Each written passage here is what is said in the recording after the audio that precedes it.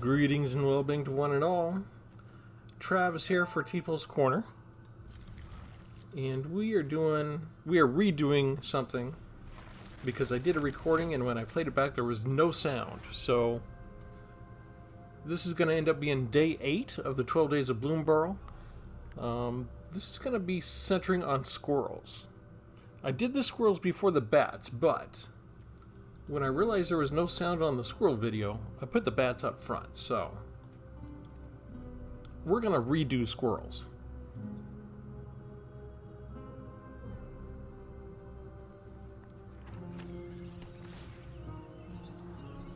And our opponent has finally played one land.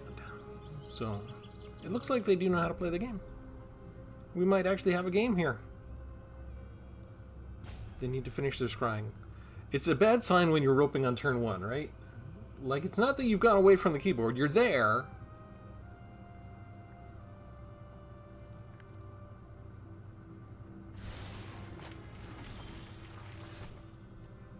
Let's do the Mudflat Village. And we'll put down Bonebind Orator. And we'll see what this rebel opponent does. It could be their first game. Maybe they're learning all the cards for the first time. We will say some things here that if you're not new, you'll be familiar with. But I always try and figure out that this could be somebody's first time watching. So we will let you know. My name is Travis, and you're at Tpull's Corner.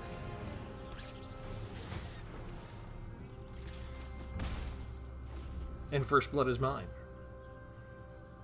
And the 12 Days of Bloomburrow was started back during Christmas time with the little homage to the 12 Days of Christmas, but I only put out 2 videos a week, so it's going to take us a while to get to the end of the series.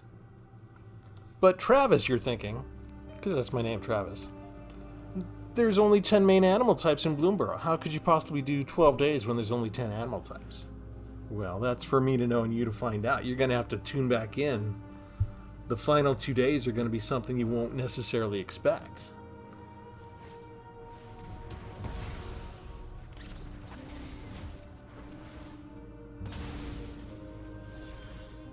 Well, that wasn't the best use of Comeback Wrong, but they did get rid of a creature. Now we're going to scry. It won't take us quite as long to scry as they did. Another 2 quick points and back to them. We don't mind if they kill the Orator because we can get something like the Cultivator back for 4 mana. It doesn't go to the battlefield, which is kind of bad. Because you're spending 4 only to get something back up in your hand, not straight back into the battlefield. But we'll take it. We don't have anything we can forage yet. But I do want the Orientor to die. So if they want to trade with Elysial Core, I'm all up for that because that has a lot more advantage to it if you can keep it around.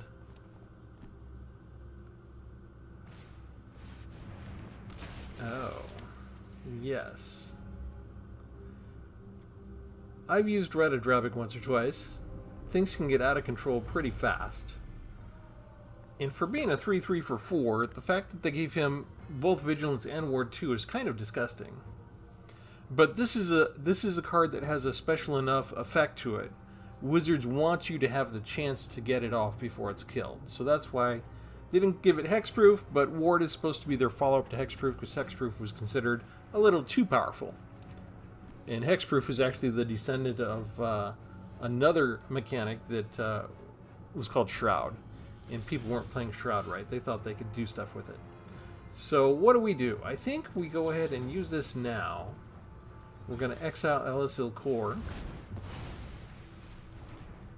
And we can't quite attack through a 3/3 just yet, and we didn't get a land drop, so this guy's going to be hard to get rid of.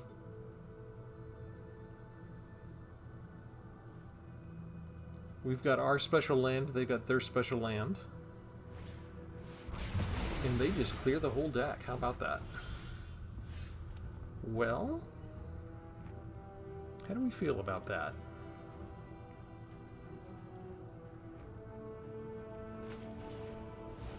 I think we're okay with that. Let's just put somebody else on the field. We're kind of creature heavy up front here, so hopefully, if they're resorting to a board wipe already, maybe they don't have a lot of single point removal.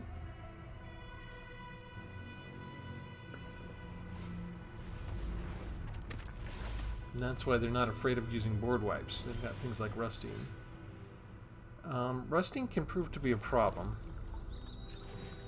So here's what I'm going to do. We're going to go get a forest, and we're going to use this puppy right now. And we're just going to attack. And we get to exile stuff like this, so whatever ends up in their graveyard, we can exile. What I'm most concerned about is them getting creatures.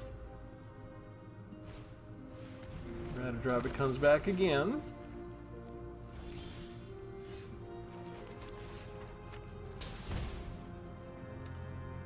Let's see. How about we have something we can forage, and we have stuff in the graveyard ourselves. But how much time do I have?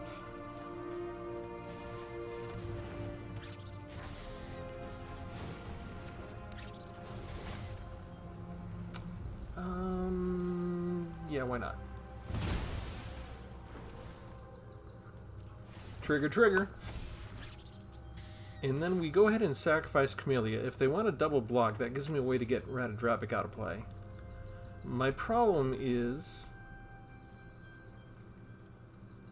they might have another rusting, and if so, no, they don't. They want both of those, so they realize that in order to block, they need to block with Rattadrobbit, and I would probably trade Rattadrobbit.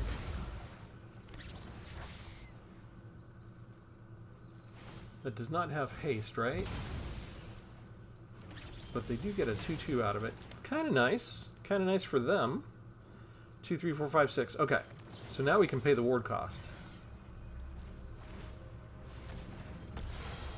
Auto pay. Rattadrobbit goes away. And yes. Let's forge. How much do we need to forge? Just 3 cards, right? We can't do anything with the lands, really, or the instants, so those can go away. And then we can go ahead and attack with that. And if they want a double block, they can. Or they'll just chump block. Okay, I'm okay with that too. They're down to 4.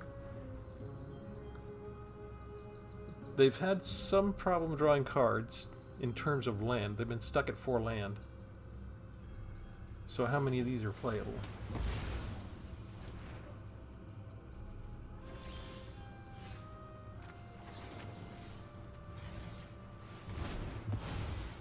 Just get rid of all the threats. Let's go ahead and use what we got left to draw a card.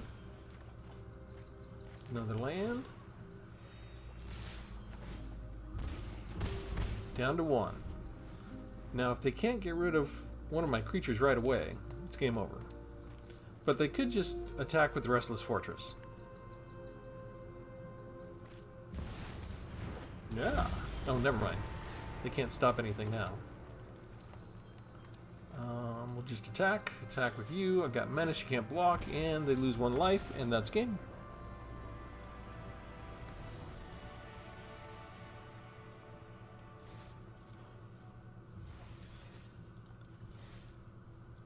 Alright, Squirrels. Very simple name.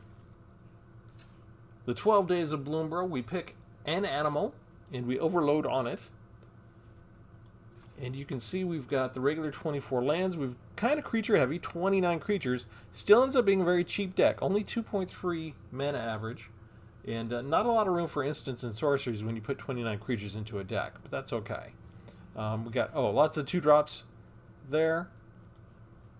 So we start with Bonecash Overseer, Squirrel Warlock.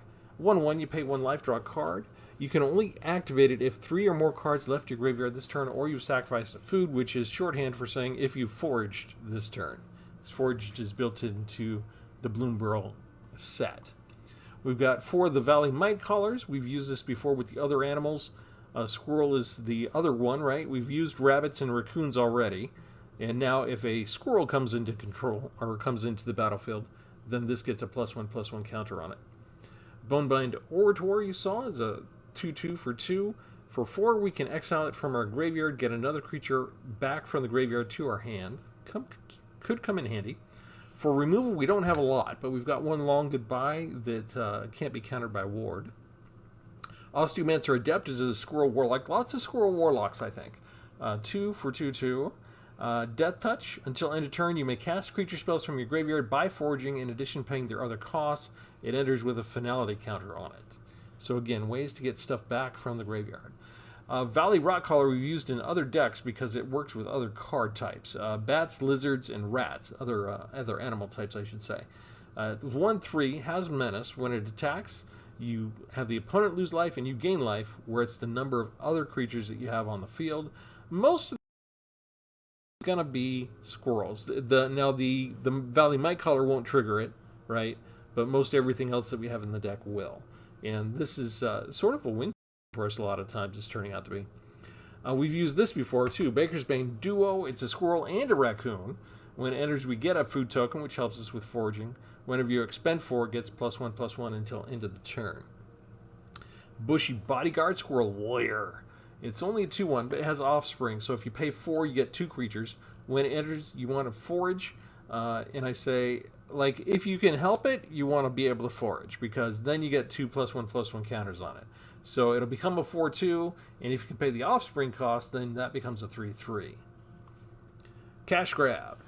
Instant mill 4 cards. You can put a permanent card from among the cards milled this way into your hand. If you control a squirrel or return a squirrel card to your hand this way, either way, you create a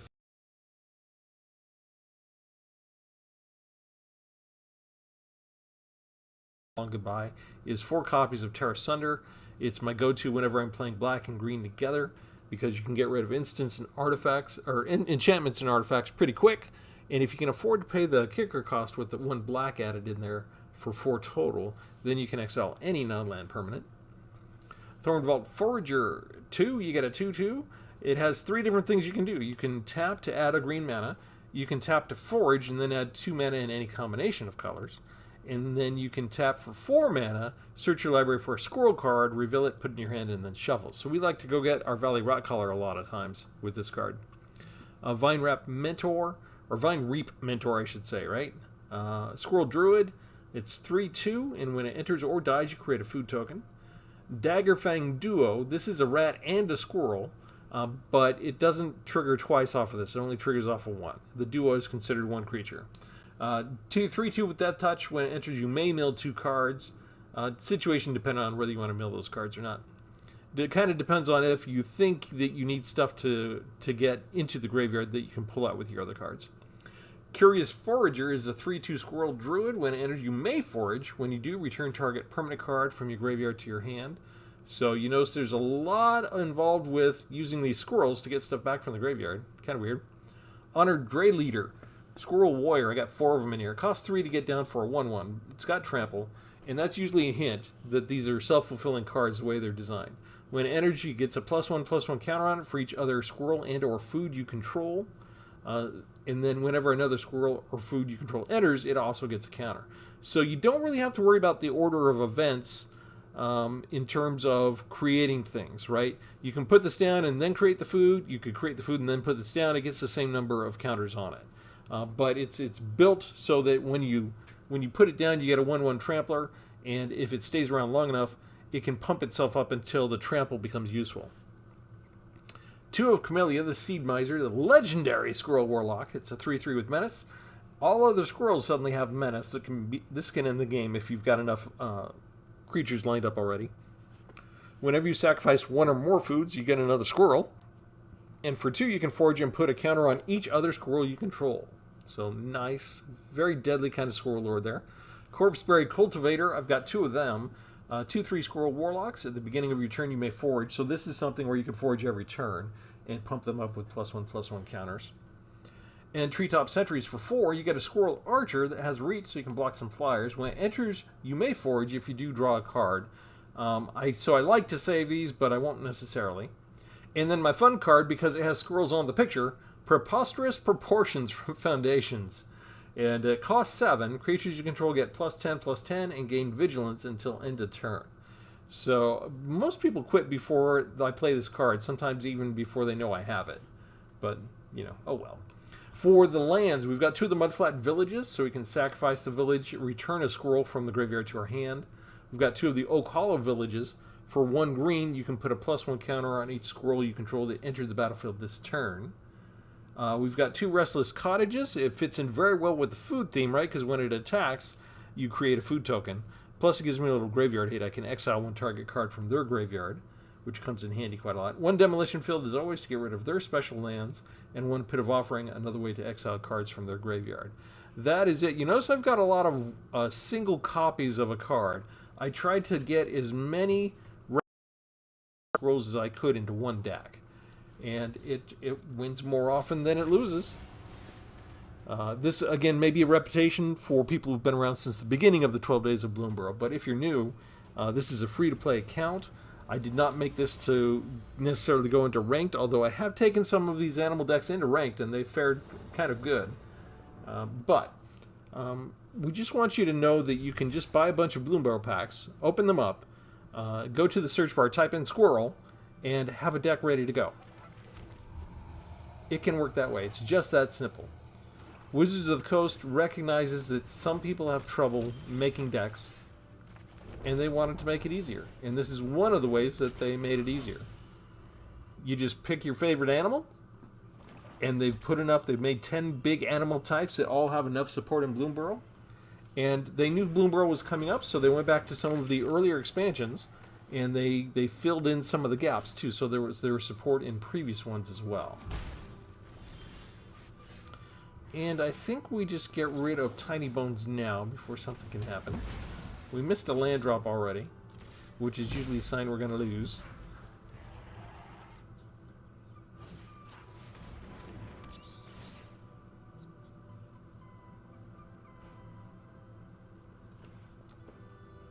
This doesn't hurt me too much right now. They're not getting my reach creature or one of my removal cards, which is what would make things extremely complicated.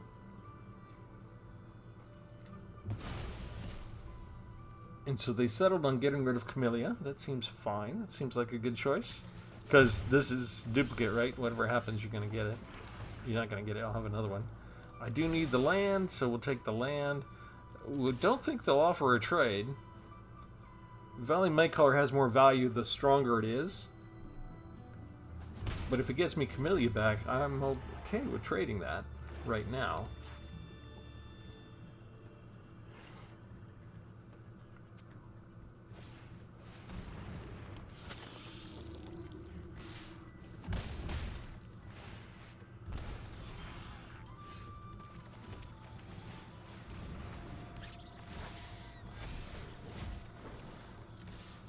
Also okay, because they have life gain over my head, I'm good with getting rid of the Blight Priest, so still willing to trade. Even though the Mightcaller can get more powerful, I'm willing to trade him off as he is. So I feel like I'm disadvantaged here.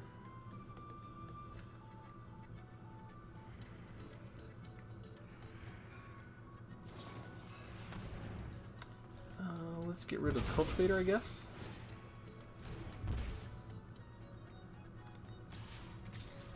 I expected them to attack with the priest, and they do not. They like getting that life too much.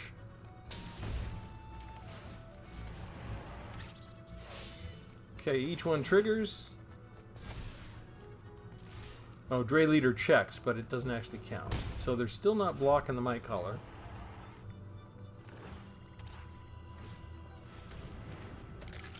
Usually you want to wait till you attack with that one, right? That's if you attack this turn. I don't think they get that now. But we're dangerously close to dying here. Triggers.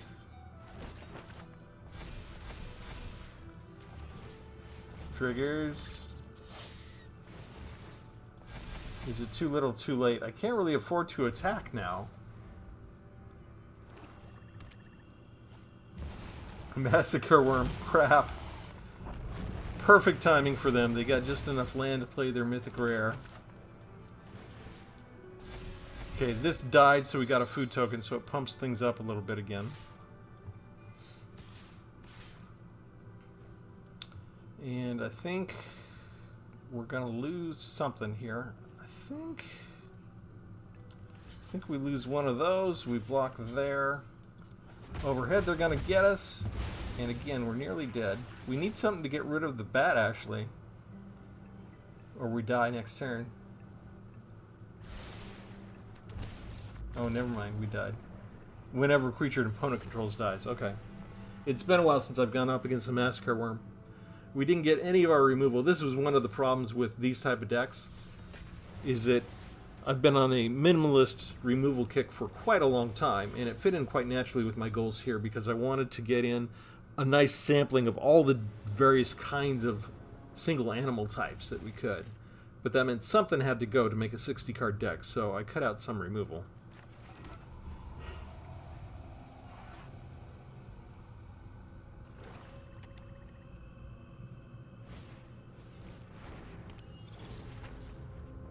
And all flyer decks are a problem for us as well.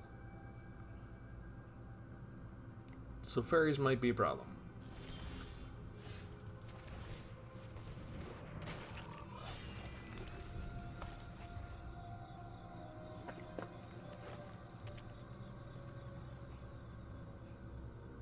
Although usually fairies you expect to see black and blue, not green and black.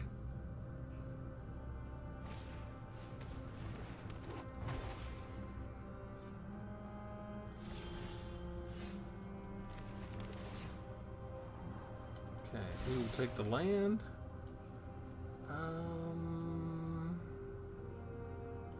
Let's do this.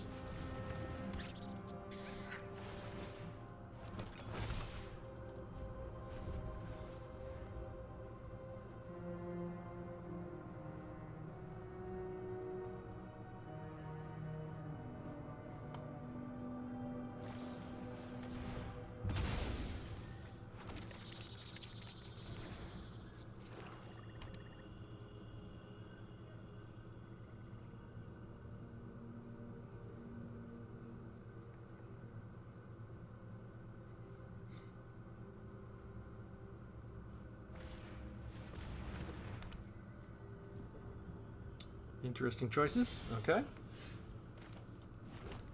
We will bring you down. Get the trigger off the mic collar. And then we can actually pay and pump this up to a 2/4. And then we can attack with the Trampler. Barksbane Duo didn't get a plus up because in order to expend 4 you need to cast spells, and we used one green mana to activate the land. So we only spent 2 actually casting spells last turn. But Treetop Sentries might be coming. Depends on what they play. Our opponent is Tico. Let's feed the geese while Tico thinks about what they're going to do.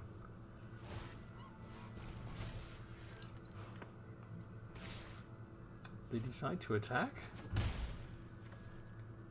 I'm kind of surprised at that.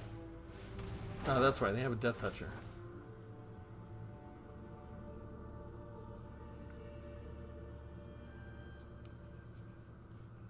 Oh, and this gives us Vigilance too, so that's why. Okay. So they get rid of an Ooze and a Sage. Let's get rid of their Death Touch blocker. And then we can bring down the Forager. And that triggers the Might Collar, so now they can't kill the Might Collar. They also can't kill the Rot Collar, and I'm willing to let them go ahead and do this here. If they want to trade and get rid of everything they have to get rid of my Baker's Bane Duo. You can't block that with just one. It's got Menace. They'll figure it out. You just gotta give them a second. I'm not sure why they would do that. I get rid of the one flyer.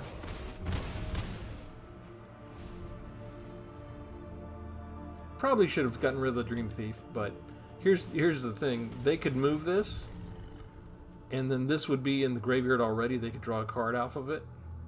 And this way, it's still around. We don't need to worry about that for the second.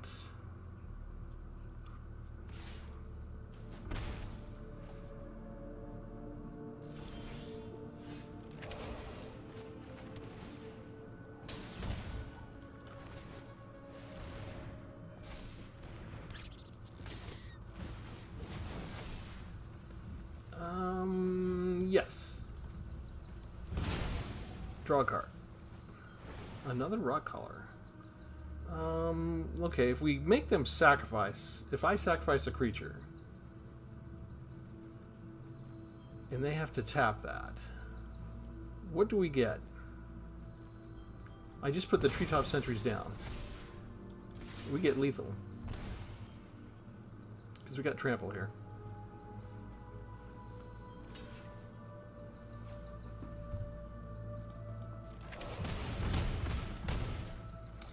And this is one of the things that makes the animal tribal decks really good. It's sort of like playing with slivers. You know, one card sort of pumps up every other card that you put out because they're all the same type. And if you don't have removal early enough, you just get a team. And it didn't really matter, right? Because we've done raccoons, we've done birds, we've done rabbits. And they even designed the birds to work specifically with other animals, and we went against that. We just kept with the birds. We stayed with the birds, and the birds were good enough to help each other out.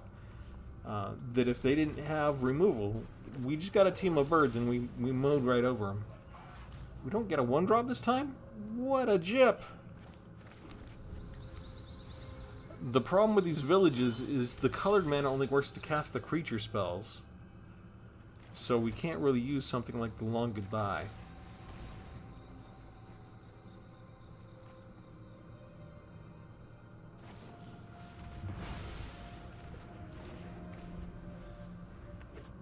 That was kind of our ramp card too. So that's what we have to look forward to this game, huh? That'll be fun.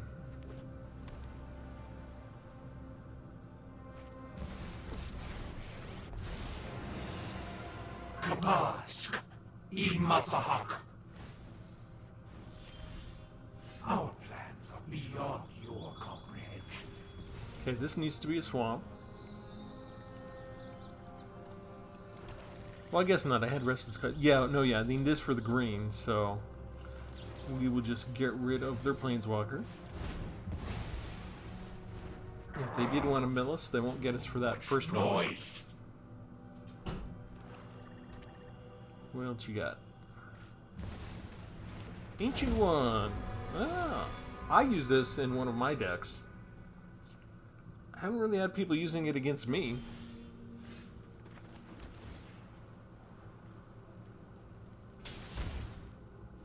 The thing is, I could use that, right? I could. Let's see if it works. See if they want to save it.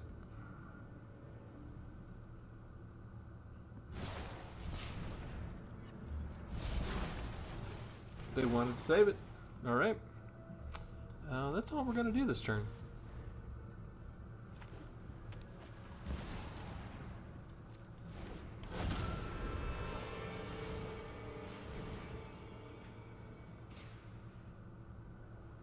Now, are they going to mill me out, or are they going to mill themselves out? That's the question. They get rid of a counterspell. It's only... Oh, they're going to mill me. That's your strategy with the Ancient One, huh? Okay. Well...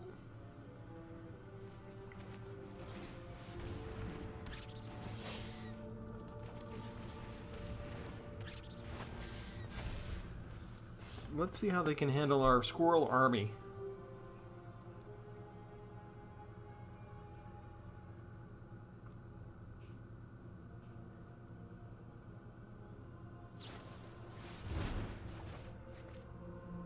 They paid the kicker cost so they could get a card draw off of it. And they have removal. Okay. Let's try this again. I don't have anything to forage with for that one. Let's bring this one down. And then the rock collar comes down again. While they're tapped out. No. That's okay. We're not going to forage yet.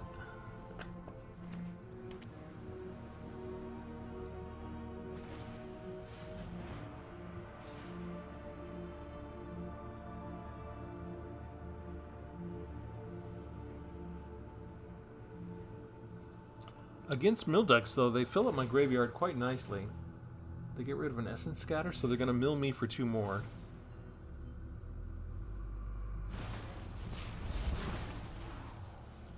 And they go digging for more ammo. There's nothing for them to proliferate. So this is where we do this. They can't block anything.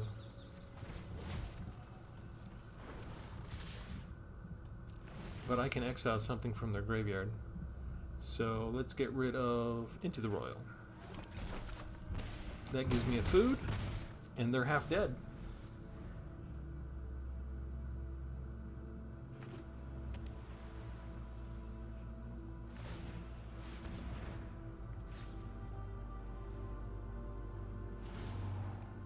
They discard a creature.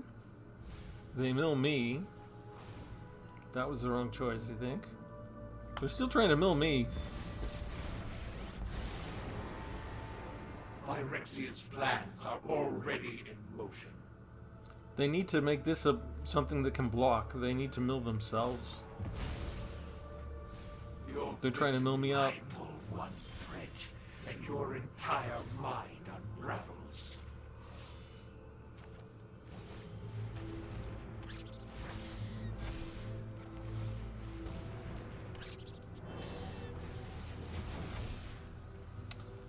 Yeah, let's go ahead and forage now. Let's see, we can get rid of some lands. And what do we want to bring back? I feel like another rock color would be good. Yes, we do want to forage again. Thank you very much. Our opponent gave us all of these great cards in the graveyard to do stuff with, and we just use them to inflict more damage. Okay, down to 3. We have 20 cards left. So unless they have a Jace, I think they're out of luck. I mean, this can attack and block now, right? Fairy Slumber Party, that's 6. Get me down to 14. Okay, if they have a Jace, they've got me, right? If they have a third Jace, no, they're just gonna mill me twice. They don't have a 14 mana card. I wonder how many Ancient Ones they have in their deck. Okay, so I still have 11 cards left. What fun, they don't wait for it. I mean, I tried doing that the very first time at the, when they introduced Ixalan at the very beginning. I got to go to an early access event. And I sort of did use the Ancient One that way. But there's kind of a better way to use them if you want to be ruthless. Maybe we'll make a deck like that sometime. Could not stop the squirrels. The milling kind of helped us get them close to death pretty quickly, because we could just take that stuff in our graveyard and use it as fuel to pump our own creatures up.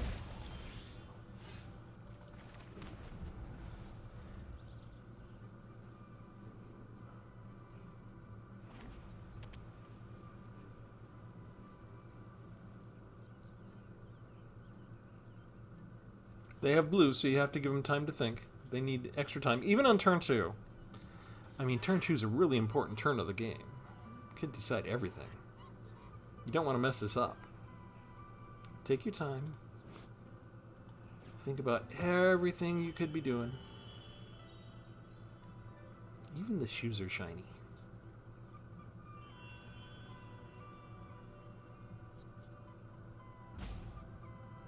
No, no, no. Take some more time. I'm feeding them. I'm feeding my animals. Did you know they could do that? I'm checking out my nice new deck sleeve. There's no rush. I mean, it's turn 2. It's a very difficult turn. You're probably intimidated by seeing this card, right? There's probably nothing in your deck that could stop this card. You're just flabbergasted completely. I was joking. Did they actually leave? Maybe they have a counterspell.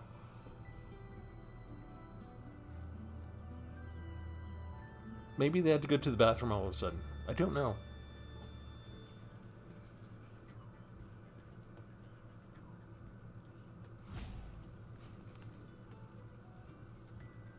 We will say there are some of these squirrels that you could build different decks around. Like the squirrel that allows you to mill a couple cards. Not bad to sort of fuel your own graveyard here for foraging. So you could add in, instead of just having all squirrels, you could have some squirrels, and then there's other expansions that came before this, like Ixalan or Eldraine, that have food in them. So you could get some more food resources if you wanted. And of course, self-milling, there's all sorts of reanimate type strategies as well. So there's 3 or 4 different ways you could use a squirrel like that. Our opponent has shown up. They're here.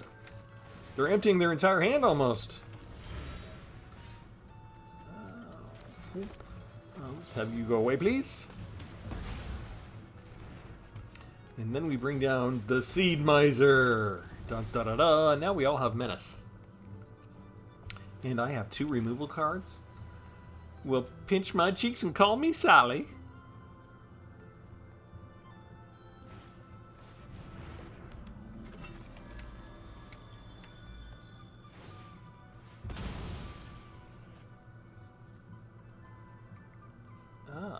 So they can investigate for 1. Well, we don't like that. So you go away. That way there's nobody who can block me. And we'll just swing in for the hits.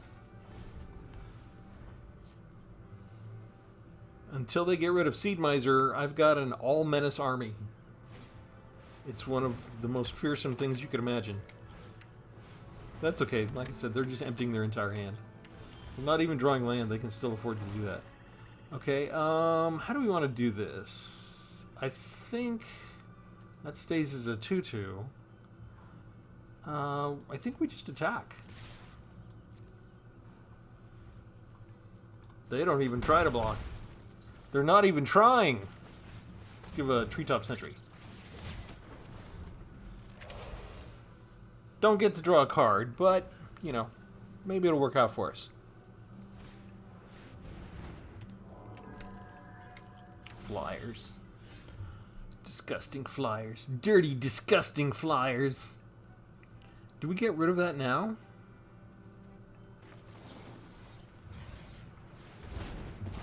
That way it doesn't get the death benefit. With this thing, you get to investigate when it dies. Now it can't. Oh, my cat just jumped up on the keyboard. Don't. Get off the keyboard. Technical problems. Hey, let me make a move. Come on. There you go. There. Yes, let's attack with you. Do they not know they can block with these defenders? They have the defender. They're specifically there to defend. They want to draw a second card and turn them into attackers?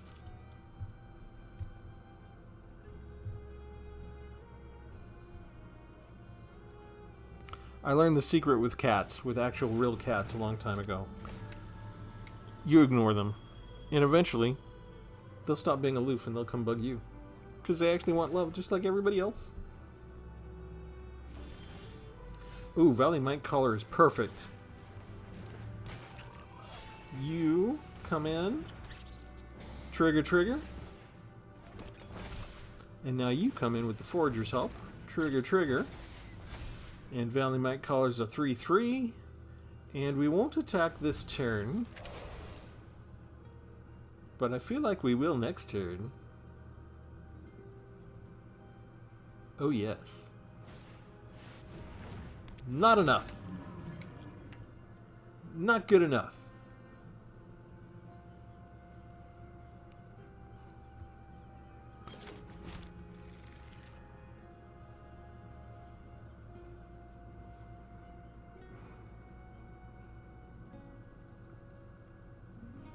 You know why? Because we have Menace.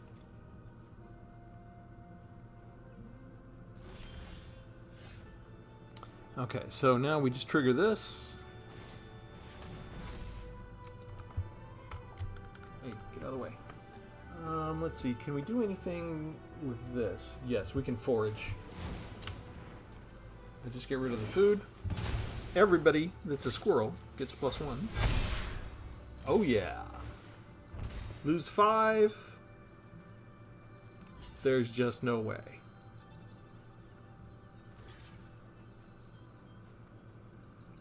Oh, now they're using their defender. And you can block that one.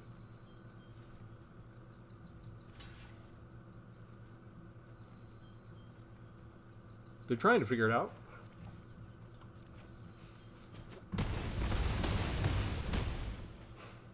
Ouch!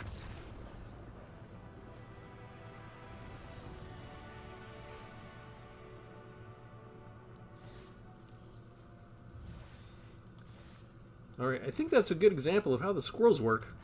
I always think of the movie Up, right? With the dog that has that can talk mentally. And wants to talk about how important focus and concentration. Oh, squirrel! That's emblazoned in my memory. The only thing that never popped up was preposterous proportions. So I'm sorry for that. But yeah, it's hard to punish us, right? Because in the old days, if I put 2 5-drops in, they'd give me those 2 5-drops in my opening hand, and I would die never having enough land to cast them. So here I learned my lesson. I cut it off at 4-drop mana, and I had 1 expensive card, which in the old days usually meant you got that expensive card up front. And so I was kind of surprised that we didn't see it come in at all. But I guess we just had we had so many 2-drops that you know, the Valley Might Caller worked out like a charm as always. The Valley Rock Caller, these Valley cards are coming in really key for these cross-animal synergies. They really designed those well in terms of putting things over the top. And we got away for the most part with only having 5 removal cards. So it's one of those things where, I don't know, I've been doing this for more than a year where I have fewer than 10 removal cards in the deck. And I keep coming across a whole bunch of decks that have a lot more removal than that, and we just plow through them. So, I mean, eventually I'll get back to having more standard removal in the decks. But for, you know, I keep coming across themes that I want to do. And for the 12 Days of Bloomburrow, that's like literally 12 decks where I want to have so many creatures. It's really creature-centric. And I want to have this, you know, right? I want to have an example of the Squirrel Archer in my deck, even if it's only 1 copy. And that means that some of the other things that normally would have been removal cards, well, they got to come out. But I kind of like the Squirrel deck. Rather, I don't know if I'm supposed to admit that or not. Squirrels had a plagued history in Magic the Gathering for a long time. They were deemed by the R&D part of the company to be too silly. And so they were consigned to the unsets for a while. So, you know, eventually Mark Rosewater, who's a big fan of Squirrels, was able to get one under the tent and make it a tournament legal card. And there are a lot of Squirrel fans out there. And so now, if you want to have a Squirrel commander deck, you know, you've got maybe a couple of choices for your commander now. And we've got a nice sampling of Squirrels. If you're a Squirrel fan, leave a comment.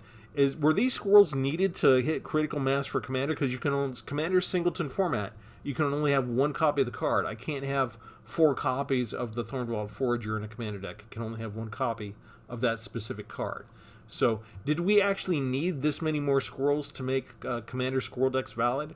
Or did this put us over the top, or could we already do that? I haven't been keeping track of the individual animal types and how much we need, but I do know most of the Bloomburrow expansion was focused on finding a whole bunch of different creatures, animal types, that could fill out sort of the commander needs, so that when you're going into the commander format, you have enough support that you don't have to rely on the old shapeshifters, the changelings, to fill out your deck. So with that, we will leave it. We will give a preposterous shout out to our Patreon, Sujik. Thank you. We ask you, as always, to like and subscribe. And let us know if you take this out for a spin, what you think of the Squirrel deck. Thanks, everybody. Have a good one.